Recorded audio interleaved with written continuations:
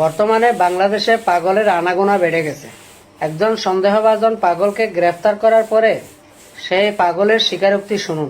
আগামী জাতীয় নির্বাচনের পূর্বে বাংলাদেশে ৭১-এর মতো আরো একটি যুদ্ধ হয়ে যেতে পারে। যুদ্ধটি হতে পারে রাজনৈতিক প্রতিহিংসা থেকে, কারণ বাংলাদেশে ভোটারদের মধ্যে প্রায় ৮৫% ভোটারে যেই কোনো রাজনৈতিক দলের সাথে যুক্ত রয়েছে। তাহার মধ্যে ৬০% ভোটার ৩টি বড় রাজনৈতিক দলের সাথে যুক্ত। ৩টি বড় রাজনৈতিক দল হলো জামাত ইসলাম, বিএনপি আর আওয়ামী লীগ।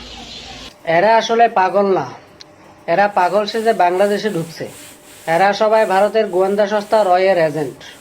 আপনাদের আশেপাশে নতুন কোনো পাগল দেখলে সাথে সাথে আইনশৃঙ্খলা বাহিনীকে খবর দিন। ভিডিওটি বেশি বেশি করে শেয়ার করুন।